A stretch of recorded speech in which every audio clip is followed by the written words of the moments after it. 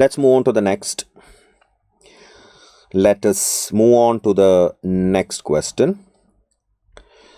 Question number 14 ആണ് January 29 shift 1. Basically, question number 14 January 29 shift 1.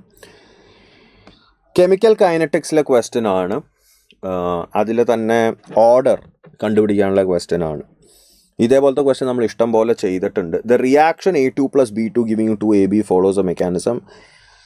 3 step ഉണ്ട്. ആദ്യത്തെ step fast, അതൊരു ഇക്വിലിബ്രിയം സ്റ്റെപ്പാണ്. അത് നിങ്ങൾക്ക് കാണാൻ പറ്റുന്നുണ്ട്, ഇക്വിലിബ്രിയം സ്റ്റെപ്പാണ്. രണ്ടാമത്തെ സ്റ്റെപ്പ് സ്ലോ ആണ്. മൂന്നാമത്തെ സ്റ്റെപ്പ് ഫാസ്റ്റ് ആണ്. ഓവറോൾ ഓർഡറാണ് ചോദിച്ചിരിക്കുന്നത്. നമുക്കറിയാം ഇതേപോലത്തെ ക്വസ്റ്റ്യൻ ഇഷ്ടം പോലെ പ്രാവശ്യം നമ്മൾ ചെയ്തിട്ടുണ്ട് ക്ലാസ്സിൽ.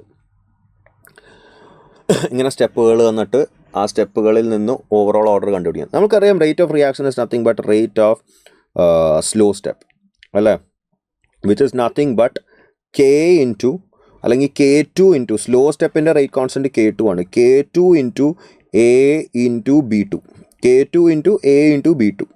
കാര്യം എന്താ, rate of reaction is nothing but rate of slow step. ഈ റേറ്റ് ഓഫ് സ്ലോ സ്റ്റെപ്പ് എന്താ, rate constant of the slow step into concentration of A into concentration of B2.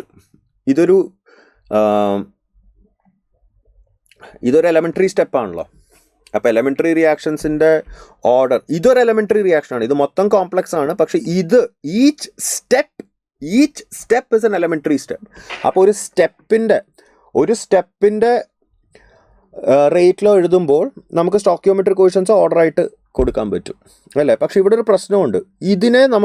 ഇതിൽ നിന്ന് നമുക്ക് rate law for the entire റിയാക്ഷനായിട്ട് പറയാൻ പറ്റില്ല.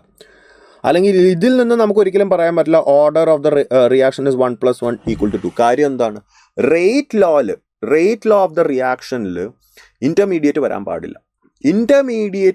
പാടില്ല. Rate law should not have intermediate in its expression. ഇൻ്റർമീഡിയറ്റിനെ എങ്ങനെയും പുറത്തേക്ക് കളയണം. ഇവിടെ ഇൻ്റർമീഡിയറ്റ് ആരാ, A ആണ് ഇൻ്റർമീഡിയറ്റ്. അപ്പോൾ Aനെ എങ്ങനെയും പുറത്തേക്ക് കളയണം. അതിനാണ് നമുക്ക് ഈക്വിലിബ്രിയം സ്റ്റെപ്പ് തന്നിരിക്കുന്നത്. നമുക്കറിയാം ആദ്യത്തെ സ്റ്റെപ്പ് ഇക്വിലിബ്രിയം സ്റ്റെപ്പാണ്. അപ്പോൾ ആ ഇക്വിലിബ്രിയം സ്റ്റെപ്പിൽ every equilibrium step will have an equilibrium constant Kc is what, concentration of A the whole square divided by concentration of A2 അല്ലേ. കാര്യം ഇവിടെ എന്താ വരിക, A2 giving you A + A എന്നാണ്. A + A എന്ന് പറയുമ്പോൾ 2A. അപ്പോൾ A the whole square divided by A2.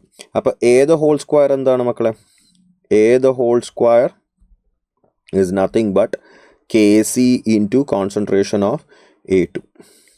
അല്ലെങ്കിൽ A എന്താണ് വരിക, A is nothing but root of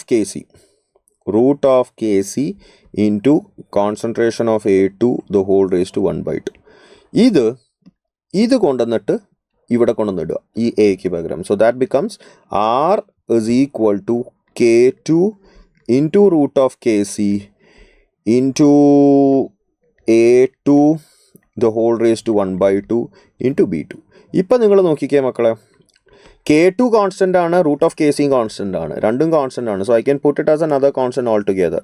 അതിനെ വേറൊരു കോൺസ്റ്റൻ്റ് K എന്നും പറഞ്ഞിടാം. K into concentration of A2 the whole raised to 1/2 into concentration of B2. ഇപ്പം പെർഫെക്റ്റായി. ഇപ്പം നിങ്ങൾ നോക്കിക്കേ, this can be treated as a rate law. ഇതിനെ നമുക്ക് റേറ്റ് ലോ ആയിട്ട് കൺസിഡർ ചെയ്യാൻ പറ്റും. കാര്യം എന്താണ്, ഇതിൽ ഇൻ്റർമീഡിയറ്റ് ഇല്ല, റിയാക്ടൻസ് മാത്രമേ ഉള്ളൂ. ഈ റിയാക്ഷൻ്റെ ആക്ച്വൽ റിയാക്ടൻസ് മാത്രമേ ഉള്ളൂ, A2 B2. അപ്പോൾ ഇതിൽ നിന്ന് നമുക്ക് ഓർഡർ കാൽക്കുലേറ്റ് ചെയ്യാം. ഓർഡർ കാൽക്കുലേറ്റ് ചെയ്യുമ്പോൾ always calculate the order from the actual rate law. Actual rate ലോയിൽ ഇൻ്റർമീഡിയറ്റ്സ് പാടില്ല. ഓക്കെ, അപ്പോൾ ഇവിടെ A2 raised to half, B2 raised to 1. Total order എത്ര, half + 1, that is nothing but 1.5 ആണ് വരിക. Okay ആണോ? So order will be equal to half + 1, that is 1.5. Option 1 ആണ് answer ആയിട്ട് വരിക. 64 ഓപ്ഷൻ 1. ഓക്കെ.